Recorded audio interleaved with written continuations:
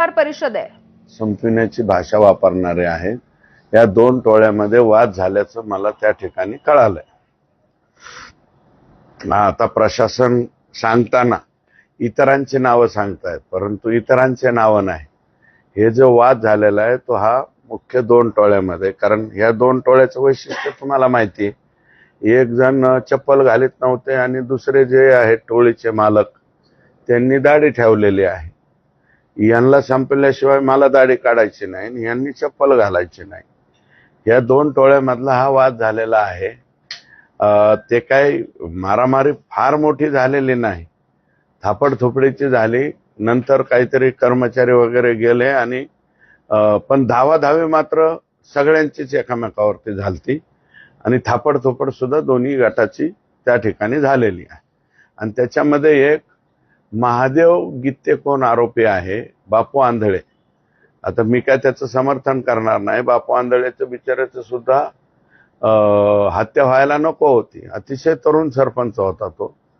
आणि हा जो आहे महादेव गित्ते आरोपी, मला वाटतं त्यांनी फेसबुक व्हॉट्सअप पोस्ट टाकल्या होत्या की मला कशा पद्धतीने गुंतविण्यात आलंय, मी या गुन्ह्यामध्ये नाही. आणि नंतर तो हजर झालाय का अटक झालाय हे बी मला माहित नाही. परंतु आतमध्ये गेल्याच्या नंतर हे हाणामाऱ्या आज झालेल्या आहेत. बीडच्या जेलमध्ये काही बी होऊ शकतं ना. बीडच्या जेलमध्ये माझी तर माहिती अशी आहे की या आकांना स्वतंत्र जेवण सुद्धा पुरवठा होतोय, इथपर्यंत माहिती माझ्याकडे आलेली आहे. आणि एक स्पेशल कोणता तरी फोन आहे ज्याच्यावरून आकांचा डायरेक्ट कनेक्शन कोणत्या तरी परळीतल्या एका फोनशी होतं, इथपर्यंत माहिती माझ्याकडे आलेली आहे. मात्र सुरुवातीला व्हीआयपी ट्रीटमेंटचं समोर आलं, आता वाद समोर येते. जिल्हा प्रशासनाची वचक नाही का? नाही, याच्यावरती मला असं वाटतं एसपींनी सुद्धा वचक ठेवायला होता, कारण हवा होता. एसपी हे इथं स्वतः ह्यालाच असतात हेडक्वार्टरला.